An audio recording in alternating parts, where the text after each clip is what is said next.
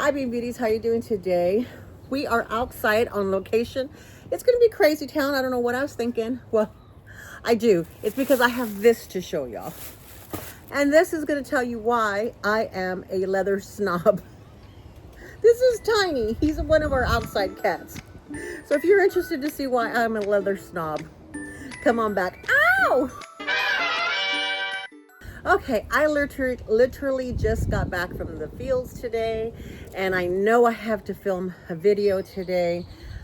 I didn't get one in yesterday. I wasn't feeling well, and today is the only day I can put one of these videos, and one of these videos are my topic videos. I have been telling y'all since 2024, mid-2024 and 2025 with curating my collection and trying to hone things in, that my content was going to be changing a little bit because I went batshit crazy in 2023 and 2024, but especially 2024 with purchasing and stuff. So I slowing my roll, and I'm going to do some topic videos. I'm going to do some tag videos. This is Sophia. This is the mama cat of our two cats that we have right now. So I'm going to do some topic videos, going to do some tag videos, going to do some viewer request videos.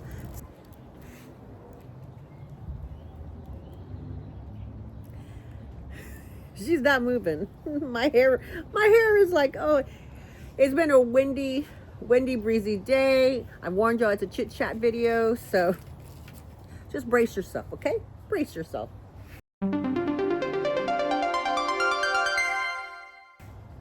This is the bag of the week. It started off as the bag of the day because it was raining. Then it kept raining, so it became bag of the week. And then we had the weekend event, like 2 baseball activities for both grandchildren.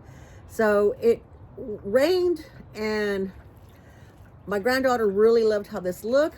So since she had a game today, I went ahead and decided to keep it for the weekend so she could see it, and she loved it. She loves the cherries, and she's like her granny. She likes shiny and glitter and all that kind of stuff. All right, enough of that. Okay, so the purpose of this video is I want to tell y'all about this bag, and I want to tell you why I'm a leather snob, okay?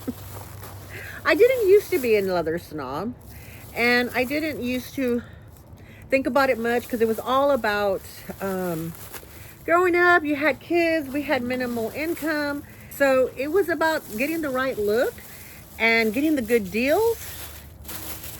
But here's one of my favorite bags. Had cheerleading, and she had cheerleading camp, and they went to Disney.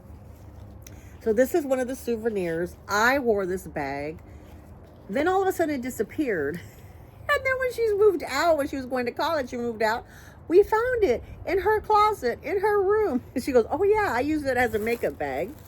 Was the perfect length for her curling iron, her straightener, could she put a ton of makeup in, and it was cool. It was a memory bag for her. You know, she remembered me getting it in Disney for her. Oh look, there's even money. See a penny, pick it up all day long, have good luck. Walt Disney World is where I got it at. It was exclusively from them, and it's 100% polyurethane, the body of the bag, not leather. Very plainly written on here, not leather. Did I know what I was buying? I don't think I cared back then. I know that this was one of the bags that were, if you purchased a certain amount in a park, I think it was in a park, then you got to purchase bags from them at a great price. You know, like a bag that would be like $150, you could purchase for $75, some were even $25. You know, I have some totes, and I still have those bags, and those bags actually have held up well. This one has not, and I came out here because look, it's all the pieces are all over. Let me put it up close. See how it's falling apart? So I'm trying to think what year it was. I'm not sure. I'll put down the year of when it was. It was quite a bit ago. I have leather bags that are older than this, or as old, and they are rough. They're rough, you know, they're worn in and everything, but they're not like this where Those other bags, if I wanted to, I could wear them. Some of them I have passed on already and curating my closet. There's stuff that, was purchased way a long time ago. But look at this. It's like, if I wanted to keep it, I can. I had thought about, spraying it with the top coat, because I'm that sentimental. It still has Mickey. You can still see the Mickey here. But look. So it just... It's just horrible. And I am a sentimental person, since this was one of my favorite souvenirs from there, from that trip, that whole time. I have a hard time letting it go. And I didn't want to make this video. I had this pulled out in 2023, and I put it in this bag. But I just didn't have the heart to film this video. So, okay, look. Here. Hold on. Oh, look, there's the two cats. They're being good. I have a trash can here next to me. And... okay. Look at me. Look.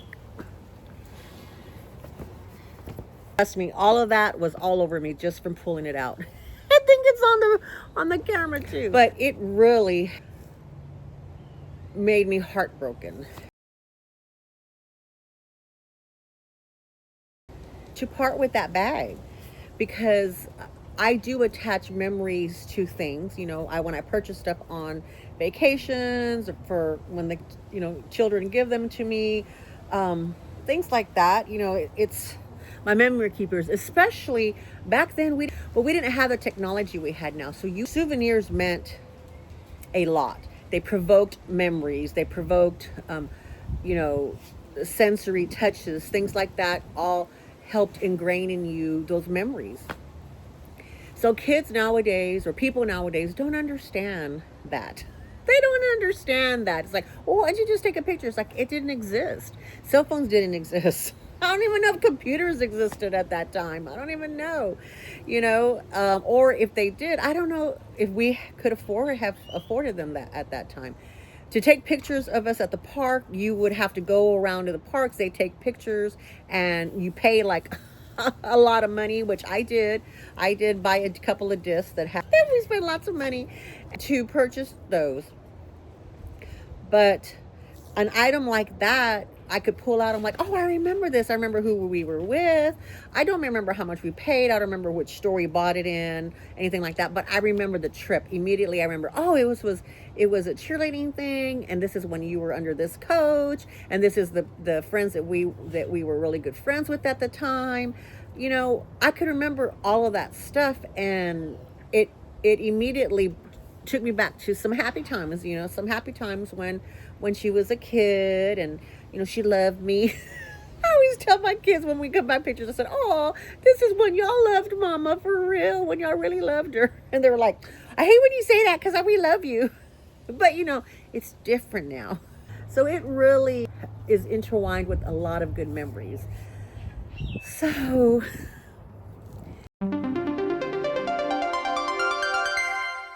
I didn't mind buying those bags. They were inexpensive. Memory builders. Well, I can't say that they were inexpensive, like $20 inexpensive. They were still tied into expensive stuff, but they were part of a budget that we had set for ourselves for the trip, for souvenirs, for the family event or whatever that we were doing, and what have you. So it was within the realm of that we had set aside for that. And we had worked actually all season to be able to have spending money when we were out at the parks for her competition. But I didn't think at the time anything. I didn't know. I just could not look past the immediate future. It just was not a thing. We planned for the future. We tried to work things out for the future, but it wasn't like when it came to clothing, shoes, handbags, things like that. It wasn't like something that I didn't have the luxury back then to think about those things. It was just how how can we have these items in the here and now and the near future, and kind of go from there, you know. Also too, let's also be fair to us as the consumer, is that, you know, plastic companies lied to us, or maybe they didn't know, or maybe they knew and they didn't. I don't know. I feel like there was a period in time, this is during that period in time, where they're like, plastics is going to save the world. Plastics will be here to save the world, and great for recycling. They're, you know, they're all this kind of stuff, and so it was like a good thing to purchase one of those. Research wasn't available to you the way it is now. You had to go to the library. Yeah, library. Do y'all know even know what a library is, people? You had to go to the library. You had to do research. You had to do those kinds of things. But yeah, all this stuff to say why I became a leather snob. I want to say about maybe 8 years ago or so, I really started to become a leather snob when it came to my handbags and it came to certain items, because things that we had started to break down, and it was not like, you know, this is not 50 years down the road, this is 20 years down the road, you know. And I'm like, okay, that's still within your lifetime.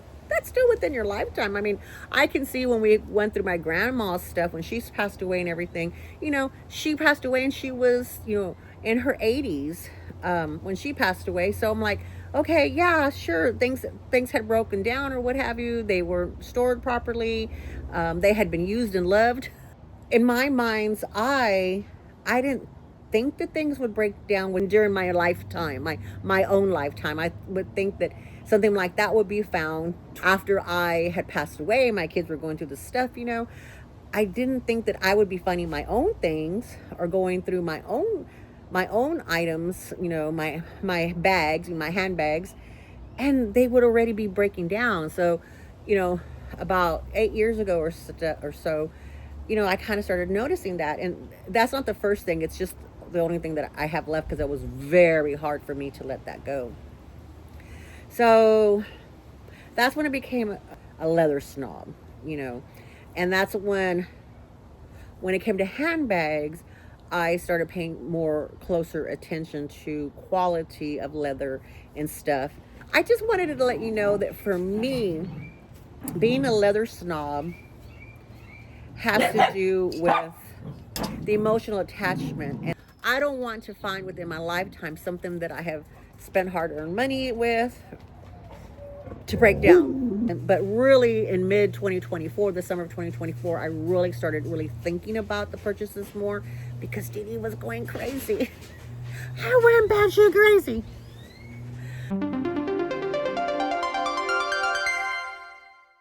If you want to put in a viewer request, if you would like to tell me about a tag that maybe has been done and you'd like me to work on it, if you have any kind of suggestions, put them down in the comment box, and I'll be happy to look them over to see if it's something that I can fit into my recording lifestyle. Because of how, you know, because of my limitations and what have you. Alright, Bean Beauties, hopefully I can make this video to have some kind of cohesion. And sorry about all the noise. Probably won't be recording outside again. Love y'all. Bye-bye.